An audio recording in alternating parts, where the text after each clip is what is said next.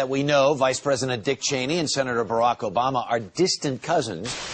In my book, there's a lot of genealogical research, you know, going back, Dick's family, my family, these heroic and amazing tales of people who went west. But one of the things I discovered is that Dick and Barack Obama are 8th cousins.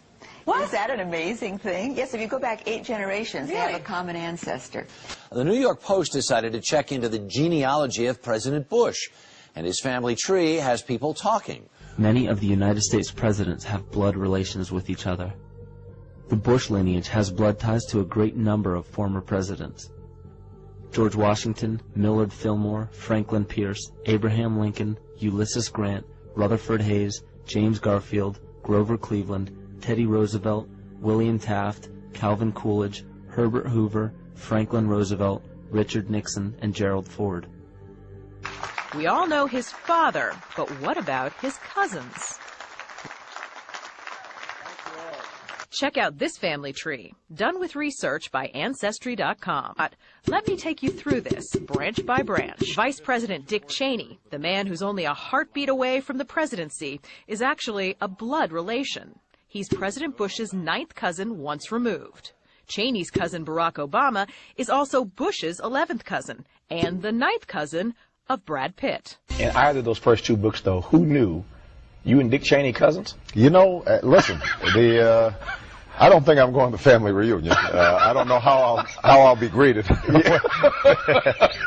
Michael Tessarion points out in his work that Bush is closely related to every European monarch on and off the throne, and has kinship with every member of Britain's royal family.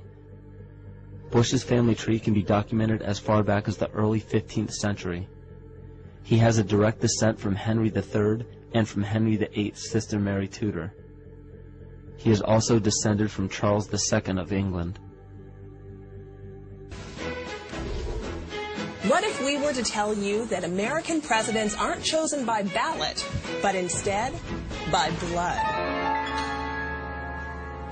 Look, there's a...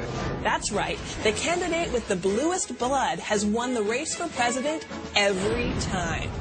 And according to a man who writes things on the internet, 33 U.S. presidents are descendants of Emperor Charlemagne.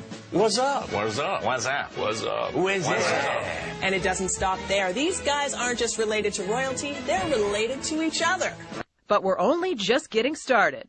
President Lincoln was President Bush's 7th cousin 5 times removed, and Bush shared more than just a ballot with John Kerry. That's right, they're 9th cousins twice removed. Princess Diana was Bush's 11th cousin twice removed. But, no, you know, these folks have been doing all these genealogies on me, and right. You know, they've found all sorts of strange connections. This has got to be the strangest thing. Well, listen, if you go back far enough, yeah. You know, you got all kinds of crooks and thieves in your family. Incest was practiced by ancient Egyptian royalty. Mothers married sons and brothers married sisters to keep the power and the money all in the family. Like their pharaonic ancestors, the British monarchy have a long history of incestuous inbreeding. And then there's this bombshell. Happy birthday, Mr. President. Sure, she may have been singing to JFK, but what about GWB? He is, after all, her 9th cousin, 3 times removed. Clinton's related to Ford, Bush is related to Cheney, and guess who Cheney's related to? That's right, Barack Obama. What did you make of that story? For those who don't know this, so Lynn Cheney, the vice president's wife, has been doing some genealogy connected to her latest book, and lo and behold, way back, what, 8 generations ago? 8 generations or you something. and Mr. Cheney apparently have some distant relative in connection. What did you make of that story when it came? You know, I actually knew about it because somebody had done some genealogy before, and they had sent it to me, this long sheet, and, you know, had all these famous names, you know, Mark Twain and this and that and the other, and then Dick Cheney, and I took a pause. You know, I just said, well, you know, as long as he's okay with it, I'm okay with it too, because I'm not going to stop talking about these messed up policies in Iraq just because. Your cousin. Yeah, we're not kissing cousins, as they say. And we also find that George W. Bush is a direct descendant of Godfrey the Bullion. Godfrey was the first king of Jerusalem after he recaptured it from the Saracens, which was the name for the Islamic faith during the Middle Ages. It is interesting to note that the current occupation of the United States in the Middle East was re-established by the same family, George Bush Sr. in 1991 and again by George Bush Jr. in 2003. George Bush Jr. is then found to be a cousin to both opposing candidates of his 2 terms in office, Al Gore and John Kerry.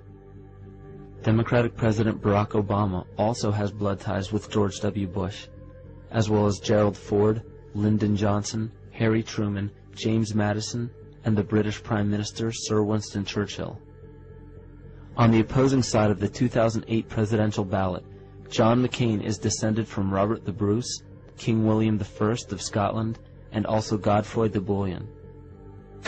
He's also related to Playboy founder Hugh Hefner, even Pocahontas, and Vlad the Impaler. Well, Mitt Romney and Mike Huckabee are 10th cousins once removed, also known as kissing cousins. And Rudy Giuliani? Well, he's just related to the mob. Holy shit. What about Hillary? Well, she's 10th cousins with Madonna and 9th cousins with Angelina Jolie.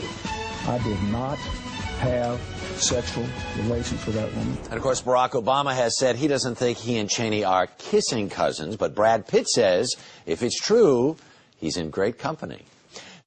It is a big idea, a new world order.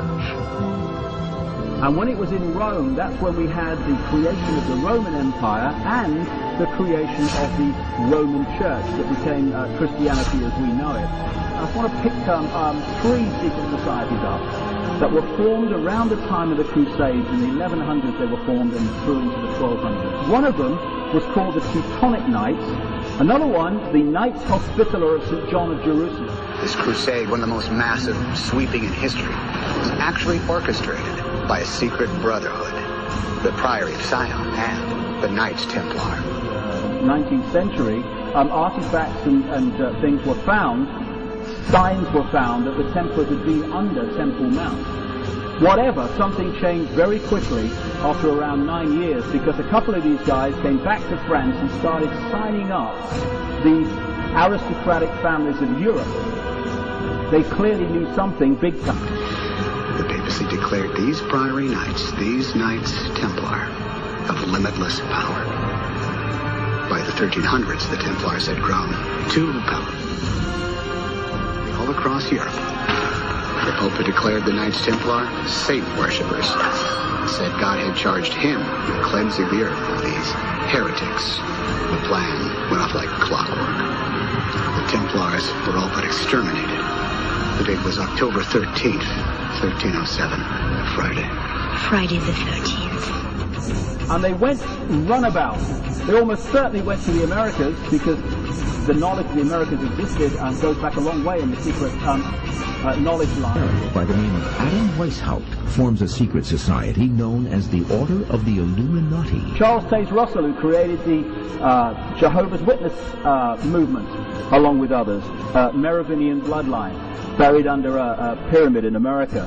Joseph Smith, who started the Mormon Church, which is an Illuminati front, big time in Salt Lake City, Merovingian bloodline. The secret meeting of the world's power elite. At Yale University, the scions of America's first families confess their sexual exploits from a gruesome coffin. In a smoke-filled room, a handful of power brokers manipulate the global economy. On May 14th, 1948, the State of Israel is reborn. Personally, I do not believe that the Bible addresses such issues as symbolizing fascism comes out of the Roman Empire, because these rods symbolize individuality tied together, ruled by the axe head here. You still don't get it, do you, boys? There ain't no countries anymore. No more good guys. They're running the whole show. They own everything. What's wrong with having it good for a change? And they're going to let us have it good if we just help them. They're going to leave us alone. Let's make some money. You can have a little taste of that good life, too. Now, I know you want it. Hell, everybody does. You do it to your own kind. What's the threat? We all sell out every day. Might as well be on the winning team. Satan's greatest trick was convincing man he didn't exist.